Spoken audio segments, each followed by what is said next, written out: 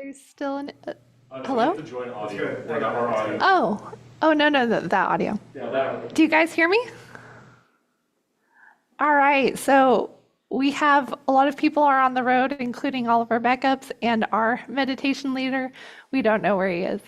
So we're going to have somebody join us online, and they're going to lead from online in just a minute here. I'm really sorry about.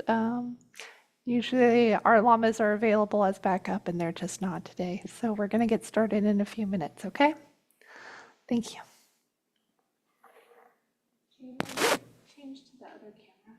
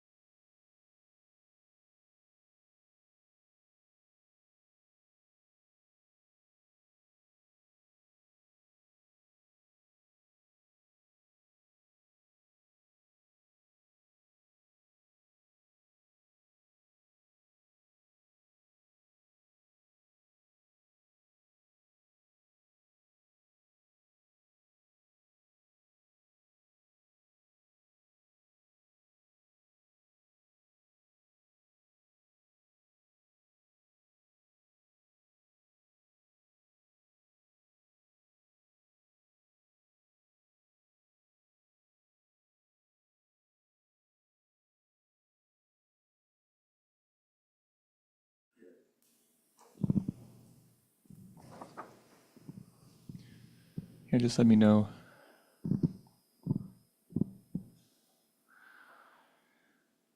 Okay, so while we're getting Janet to log on, we'll go ahead and do our aspirations to get started.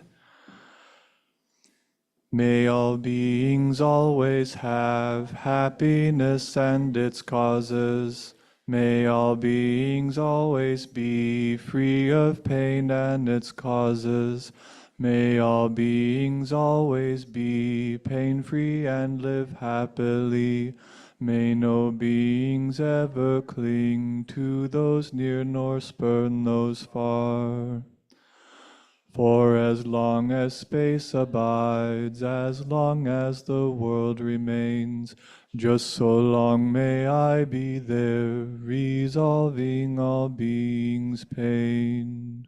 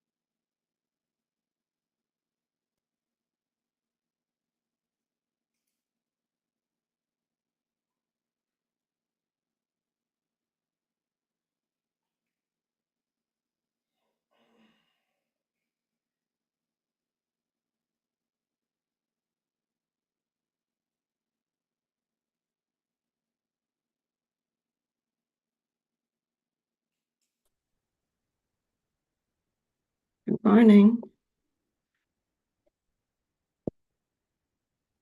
Hello. Sorry for the delay. Okay, so let's start our Sunday meditation. I'm Janet Montes Diaz, a longtime member of Diamond, and we usually take turns. The senior students take turns leading Sunday meditation. So let's start with our aspiration. We always like to start with aspirations. And I'm sorry for. Okay. So, aspiration. May all beings always have happiness and its causes. May all beings always be free of pain and its causes. May all beings always be pain free and live happily. May no beings ever to those near nor spurn those far. For as long as space abides, as long as the world remains, just so long may I be there, resolving all beings' pain. So let us start. First of all, I think most of you have already been to Sunday meditation before. We always start off with our settling with our three pillars. So just sit at ease. You can either sit on a cushion, a chair, whatever is more comfortable. Try to keep your back as straight as possible, but in a relaxed way. And pay attention to contact with your cushion, whether you're on a chair, cushion, just feel that contact of your seat with the cushion. And feel that that contact is coming from the very center of the earth. The earth itself is supporting you. It's giving you a very special support. You can be at ease now, knowing that that support is there. So just relax. Now, the second pillar is our skeletal structure. Our skeletal structure is really what supports us, our bodies, our muscles. And we want to keep the spine especially straight, at ease, but straight.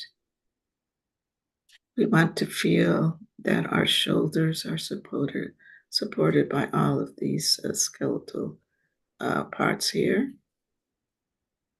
And we want to feel at ease, knowing that we can relax all the muscles in our body because we have the pillars of our skeletal structure. And the third pillar is what we call the central channel, which is actually to our spine. It goes from a center of energy that is right below our navel, 4-finger width below our navel, 4-finger width deep. In Tibet, they call this the do. It's a center of energy. And the energy will flow from here through the central channel all the way up to the top of the head. So you just want to feel that you have that central channel there and feel at ease knowing that you're letting that energy flow freely. Now we are going to observe our breath. And whenever we meditate, we always use something as a support so that we can just be at ease. Forget the past, forget the future. Just be in the present moment. So we use our breath and we visualize and feel that our breath is going through our nostrils.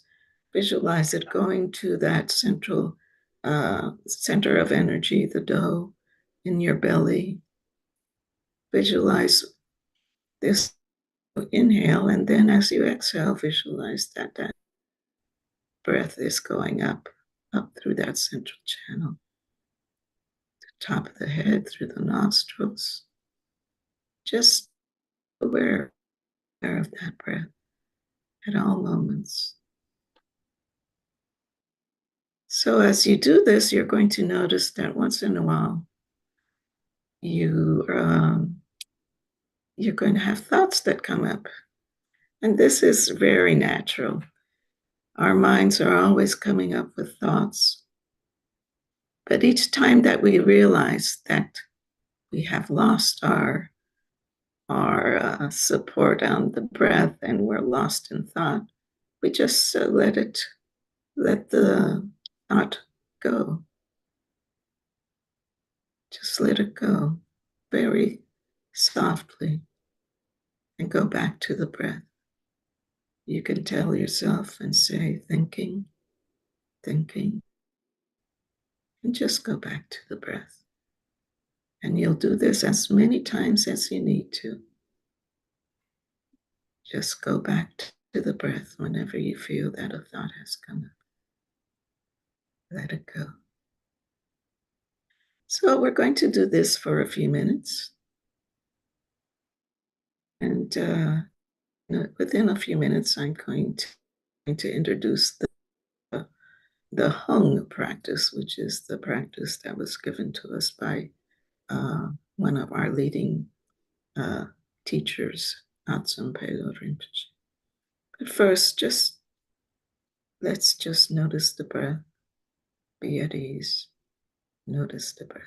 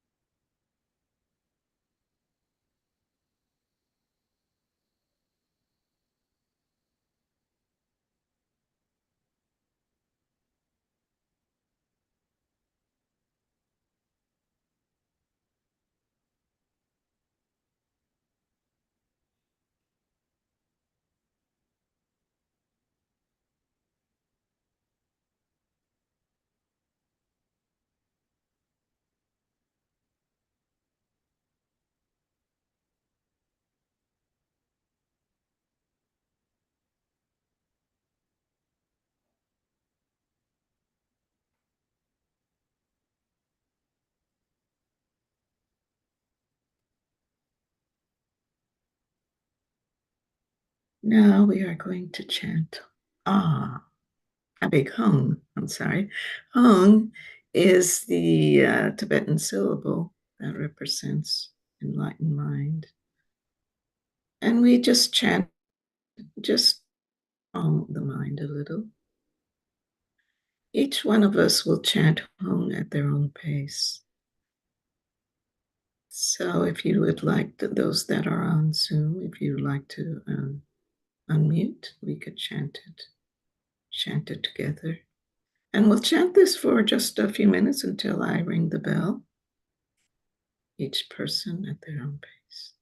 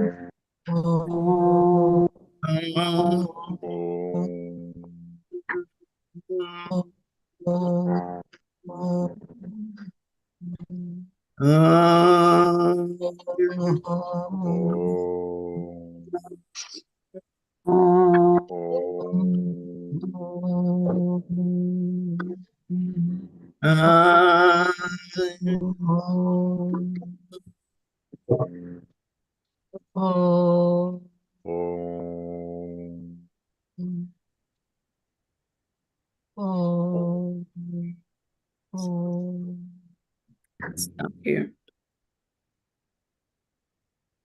Now feel, how does your mind feel now? How does your body feel? And go back now to the breath. Go back to the breath.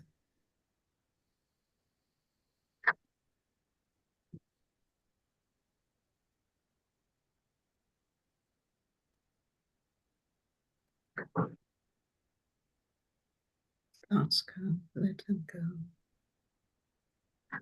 Say thinking, thinking.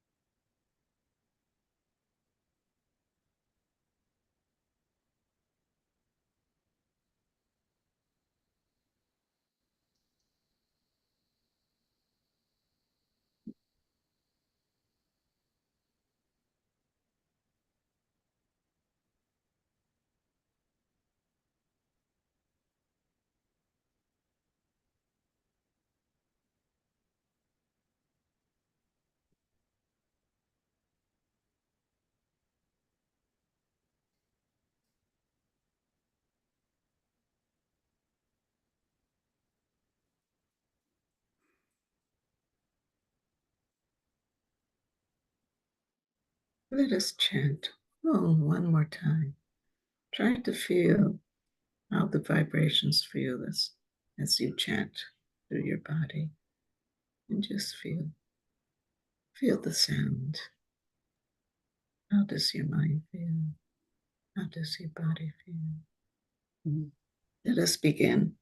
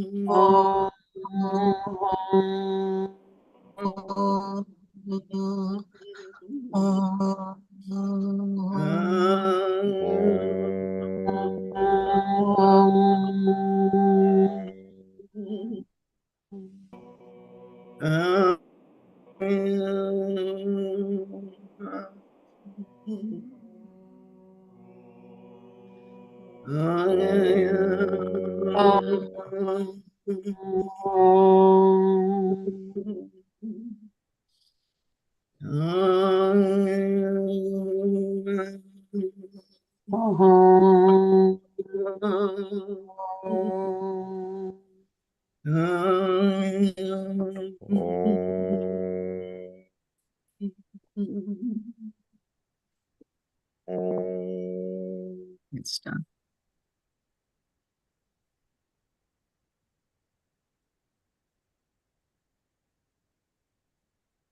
Let us go back to the breath now. One more time.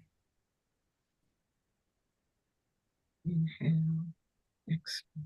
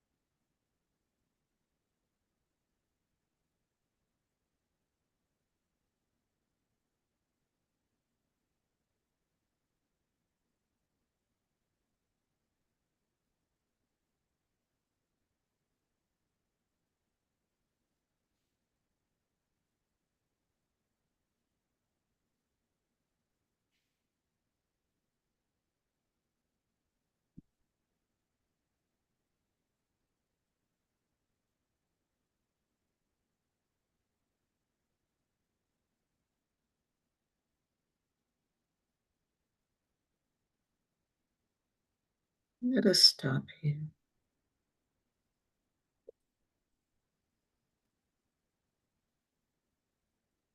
So I'm going to read chapter 63 of the book, Comfortable About with an Uncertainty by Pema. So today's chapter is called Widening the Circle Further. How is there going to be less aggression on the planet rather than more? Bring this question up to a personal level. How do I learn to communicate with someone who is hurting me or hurting others? How do I communicate so that the space opens up and both of us again begin to touch into some kind of sick intelligence that we are all sharing? How do I communicate that the things that seem frozen, unworkable, and eternally aggressive begin to soften up and some kind of compassionate change begins to happen? Begin with being willing to feel that you are going through. Excuse me. Begin with being willing to feel what you are going through. Be willing to have a compassionate relationship with the parts of yourself that you feel are not worthy of existing. If you are willing through meditation to be mindful not only of what feels comfortable, but also of what pain feels like, if you even aspire to stay awake and open to what you're feeling, to recognize and acknowledge it as the best you can in each moment, then something begins to change. So this is I guess it's very appropriate at this time when we're going through political changes and elections, and you're starting to see how you can communicate with others, even in the personal levels of people that are hurting, people that need help. So, do you have any ideas, or would you like to talk a little about how you can widen the circle? Widen the circle with compassionate relationships. Yes, Nancy. Um, I was struck by what she said. I need to stop knowing that I'm right. I really do get into knowing. I know I'm right on this. And it's like hitting my head on a wall, that there's a wrong somewhere else and I'm right. And it's really hard for me to walk away from the wall, because if I hit my head a little bit longer, the wall will go away. Yes. It's a tough one for me. I guess it's also trying to create evenness in our lives, and just the aspect of bodhicitta, of compassion, and being in touch with how others are feeling and what others think or say. Anyone else? Thank you. To add something. Yes. So, this circle of compassion is kind of related, or I feel in my life, mostly when I'm interacting with my roommates. I live in a house with them, and sometimes, the dishes are supposed to be done, but maybe they had a bad day. One of them has had a lot of issues post hurricane with their business, and so opening up that level of compassion to recognize that everyone is still kind of moving through this in their own way. And that, I guess, has widened my circle a bit. Mm. Okay, thank you. Anyone else?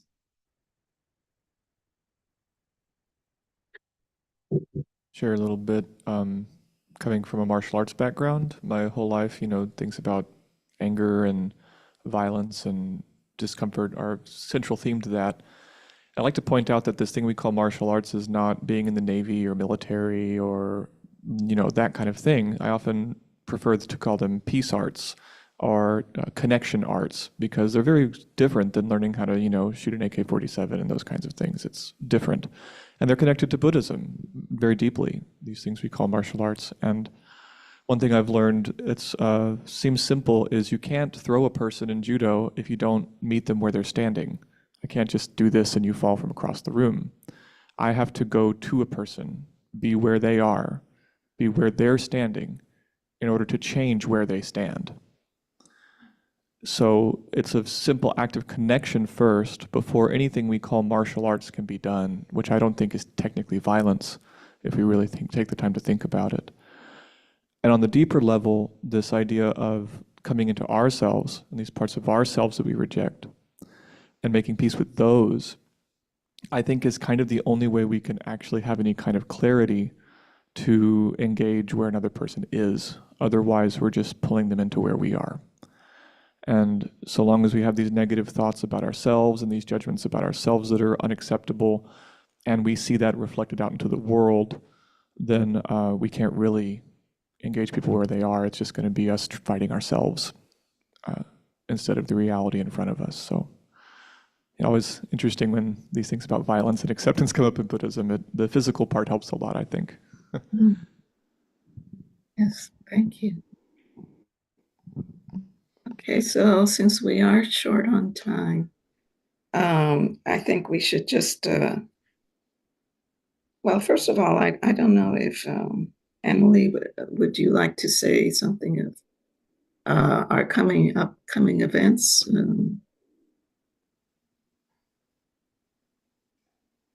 I know that we have, okay, thank you. Yes, we have a lot of coming events. So this Tuesday is the last session of the current Teaching Tuesday series. It has been a really great series, so we're looking forward to seeing some of you there, I hope. This Sunday, August 25th, after meditation at 12:15, we're going to have our annual meeting. This is where I share the annual report. We sort of discuss the year 2023 financially and as far as whatever programs we had and if we met some of our goals. It's also going to be the last Qigong class. So thank you, Gabe, for teaching Qigong to us. You'll be back again, I'm sure. Sunday, September 1st will be the first Sunday. We always have a first Sunday teaching at 10:30, and then we have free lunch at noon. So if you came today and you saw the kerfluffle we had with our missing in-person meditation leader, we hope they're okay. And all that scramble, I apologize. Please let us make it up to you by feeding you some good food. It's always a lot of fun on the first Sunday. Tuesday, September 3rd is when we will start the new Teaching Tuesday series, The Promise of Every Moment. This series is sort of about how in our everyday lives, we don't need these really extraordinary experiences to be spiritual. We can find our spiritual practice in very ordinary experiences, like standing in the grocery line. So that's what the upcoming series will be about, and it starts Tuesday, September 3rd, here in person at 7 p.m. and online. Sunday, September 8th, we will have our welcome event at 12:15. That is sort of a getting to know us event. It's free. The lamas will be here. They'll talk about their experience teaching and their history teaching and some of our programs. Saturday, the 14th, we have our first Brilliant Basics meeting for those of you who are going on with Nundro Unit 3. Sunday, the 15th of September, we'll have a peer meeting for those of you in Dzogchen cycles. And then Tuesday, September 19th, which I think, it's supposed to be Thursday, September 19th, At night, here in person and online, we're going to have Buddhism in 4 words. This is a new series, it's free. Every session, we just focus on one word in Buddhism. The first one will be Buddha, and then the other 3 are going to be karma, enlightenment, and meditation. So the first session is on a Thursday at 7 p.m. The second session is going to be a Wednesday in November. So we'll have information on that soon. September 20th through the 22nd, we have a weekend retreat here called Severance. It is part of our Dzogchen Cycles curriculum. You need to apply to be able to participate in that, but please talk to me or email me at emily@dawnmountain.org if you have any questions about it. And then September 24th, which is a Tuesday at 7 p.m., again for free, we will have a program called How the Dawn Mountain Practices Fit Together. This is going to be talking about the different Buddhist practices we teach and practice here at Dawn Mountain and how they sort of fit together, because a lot of people have questions. There's lots of different practices. Which ones do I do? How often? I can't do them all every day, that sort of thing. So that's what we'll be discussing. And I'm going to stop with September 24th. So thank you, Janet. Thank you. Okay, so what we're going to do now is read the Book of Names, and I have the list here. And as always, is an important part of our practice, because whatever we do, we always do for the benefit of others, not just for ourselves. So today, whatever good energy you receive today is also going to be sent out. Wait a minute, I can't see. Oh, could you put the chat? Oh, okay, I have to see the chat. Bobby, Melissa, Ben, Rachel, Tony, Robbie, Sophie, Keith, Migrating Birds, Ben M, Camachos, Andrew, Ben, Gina, Beata, Ari, Astrid and Baby, Daniel, Marco, Audrey, William, Joseph, Dean, Mo, Caroline, Tiddy, Leland, Garrison, one moment, Garrison, Andy, Sequian, Daniel Monk, Mason Touchstone, Lynn Pickerton, Anna Sullivan, Alicia, Leonard, Diana, Rosa, Heinz, victims of war, victims of climate change. So we always like to do our closing prayers. Could you bring up the sharing the merit?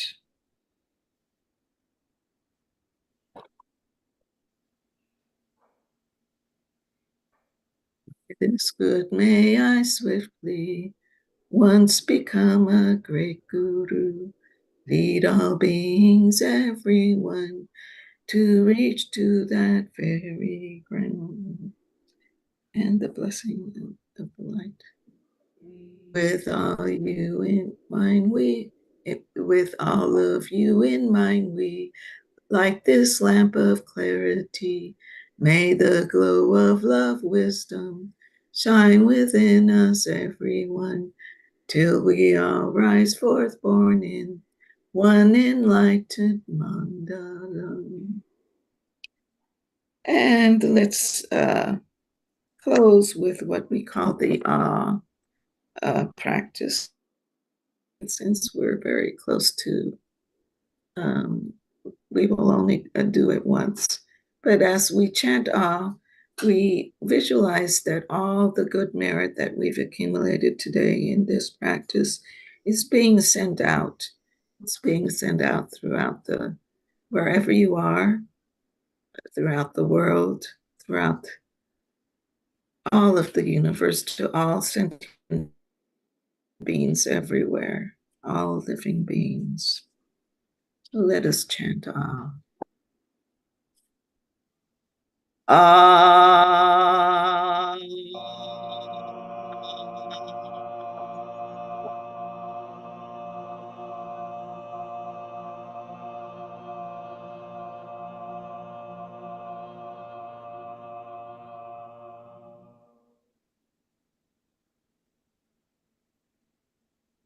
I'd like to thank all of you for coming today, and I'm sorry that I started out a little late, but I had to get things together. So anyway, I'm looking forward to seeing you all in the future. Maybe I'll probably be at the next Sunday meditation. So thank you.